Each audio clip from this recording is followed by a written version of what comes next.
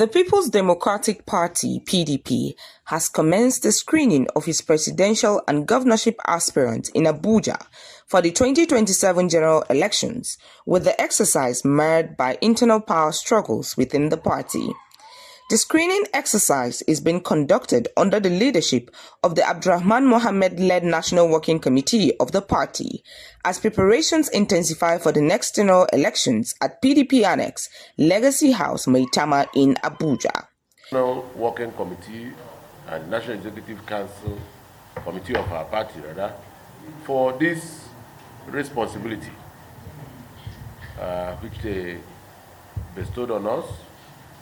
We thank them for the confidence reposed in each and every one of us, and we continue to pledge our loyalty to our party and our determination to work with this present National Executive Council to make sure that we win the 2027 elections.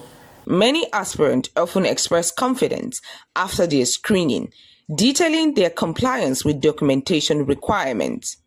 Some of the governorship aspirants who spoke include Kwara State, Suleiman Bola Kale Kau Agaka, SBK, confirmed his screening and lauded the party's process. Three questions there. One is, how do we transform the state economically? Second point was on security, and then there's political zoning. I have 4 degrees. I don't boast about that. I'm doing a PhD. And if you do comparative analytics, you find that all the major countries of the world that we call developed, they build their economic base on SMEs. We tend to have unaligned policies in our country, in our states. You can build infrastructure, you can build roads, but what industries are you empowering at the middle tier? So we must look at industries that are naturally existent first and see how we can do what you call beneficiation. For Seyi Makinde's administration, if you want me to rate him, I think I will rate him 0. The reason why is this. As a party member, you understand, I would have loved to rate him very high. This is a party that assisted him to be what he is today. And he dumped the party all of a sudden. To gain what? He benefited from the PDP and he dumped the party for no reason. In Plateau State, 5 members, including Chief Kefas Wukang Chuzopchik Kefiano, Sapia Danielu, Sunday Biggs, Alfred Dapal, and Alex Ladam, undergoing screening successfully, and commended the leadership of the PDP for the screening.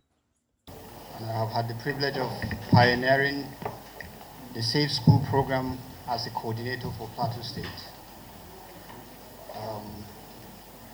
By the grace of God, in that responsibility, I oversaw a giant leap for Plateau State from a non-existent position to #1 in the country. I guess this just simply tells briefly that it's important that I mention that this is the 3rd time I'm running. First was in 2019 under Alliance for New Nigeria. In 2023, I ran under the PDP. And of course, I've been a member of the PDP since 2020. The kind of system we have in Kwara State, the PDP family, is a humanitarian system, it's a welfare system. We take care of ourselves. We don't leave ourselves.